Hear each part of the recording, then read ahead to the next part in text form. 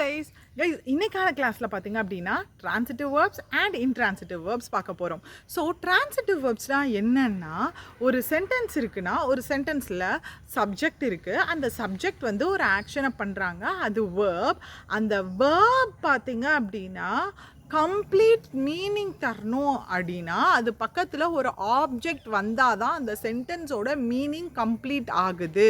So அந்த வேர்புக்கு ஒரு object தேவைப்படுது அப்படின்ற பட்சத்தில் அது டிரான்சிட்டிவ் வேர்ப்ஸ்ன்னு சொல்லலாம். ஃபார் எக்ஸாம்பிள் சொல்லணும் அப்படின்னா ஐ பாட் அ கார், நான் ஒரு கார் வாங்கினேன். ஸோ இங்கே பார்த்தீங்க அப்படின்னா வாங்கினேன், அப்போ என்ன வாங்கினேன்? கார் வாங்கினேன். அப்போது ஐ சப்ஜெக்ட் பாட் வேர்ப், என்ன வாங்கினேன்? ஐ பாட் அ கார், ஒரு ஆப்ஜெக்ட் இருக்குது. இது இன்னொரு சென்டென்ஸ் சொல்கிறேன். For example my mom gave a chocolate.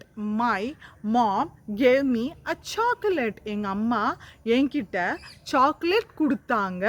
அப்போது மை மாம் சப்ஜெக்ட், கேவ் அப்படின்றது verb. அது பக்கத்தில் என்ன வருது?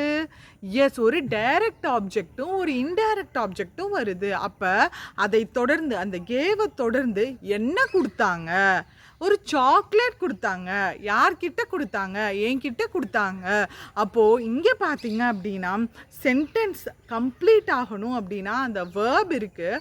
அந்த வேர்ப் ஒரு ஆப்ஜெக்ட் மேலே ஆக்ட் ஆகுது அப்படின்ற பட்சத்தில் அது டிரான்சிட்டிவ் வேர்பாக இருக்கும். ஸோ இது பார்த்தீங்க அப்படின்னா இன்ட்ரான்சிட்டிவ் வேர்ப். இன்ட்ரான்சிட்டிவ் வேர்புக்கு ஆப்ஜெக்ட் தேவை இல்லை. அந்த வேர்ப் தானாகவே கம்ப்ளீட் மீனிங் தரும். ஃபார் எக்ஸாம்பிள் பார்த்தீங்க அப்படின்னா தி பேபி ஸ்மைல்டு, அப்போ அந்த பேபி சிரிச்சிச்சு.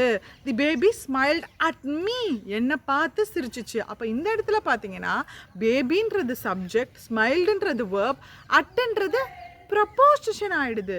அந்த அட்டுக்கு பக்கத்தில் தான் மீன்ற ஒரு ஆப்ஜெக்ட் போடுறீங்க. அப்போ ப்ரப்போசிஷன், அந்த ப்ரப்போசிஷனுக்கு பக்கத்தில் அந்த ப்ரப்போசிஷனுக்கான ஆப்ஜெக்டாக தான் வருதே தவிர்த்து இந்த வேர்ப்கான ஆப்ஜெக்டாக அது இல்லை. இன்னொரு எக்ஸாம்பிள் சொல்கிறேன், உங்களுக்கு கிளியர் ஆகும். ஐ ஆம் ஸ்லீப்பிங், நான் தூங்கிக் கொண்டு இருக்கிறேன். அப்போ இந்த இடத்துல ஸ்லீப்பிங்கிறது வேர்ப், இதுக்கு ஆப்ஜெக்ட் தேவைப்படலை. இது கம்ப்ளீட் ஆகுறதுக்கோ இது கம்ப்ளீட்டான மீனிங் தர்றதுக்கோ எனக்கு ஆப்ஜெக்ட் தேவைப்படலை. அப்போது இது இன்ட்ரான்சிட்டிவ் வேர்ப்ஸ். ஒரு சில வேர்ப்ஸ் பார்த்தீங்க அப்படின்னா டிரான்சிட்டிவ் வேர்ப்ஸாகவும் ஆக்ட் ஆகும், இன்ட்ரான்சிட்டிவ் வேர்ப்ஸாகவும் ஆக்ட் ஆகும். ஃபார் எக்ஸாம்பிள் சொல்லணும் அப்படின்னா ஐ ஸ்டாப்ட் மை கார், இந்த இடத்துல நான் என் காரை ஸ்டாப் பண்ணினேன். அப்போ ஸ்டாப்டு அப்படின்ற verb stopped what? My car, object மேலே ஆக்ட் ஆகுது. அப்போ ஸ்டாப்டுன்ற வேர்ப் இதில் டிரான்சிட்டிவ் ஆக்ட் ஆகுதா? இதே பாருங்க, the car stopped, the car stopped, அப்போ கார் நின்று விட்டது.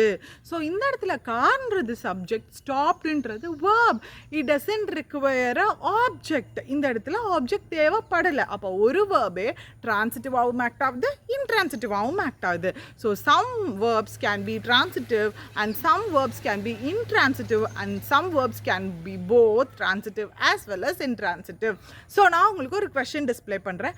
அது என்ன, அந்த இதில் என்னென்ன வேர்ப், எந்தெந்த கைண்ட் ஆஃப் வேர்ப்ஸ், அதாவது டிரான்சிட்டிவா இன்ட்ரான்சிட்டிவா அப்படின்றத நீங்கள் கமெண்ட் பாக்ஸில் போடுங்க. ஸோ டடா, பை, see you guys.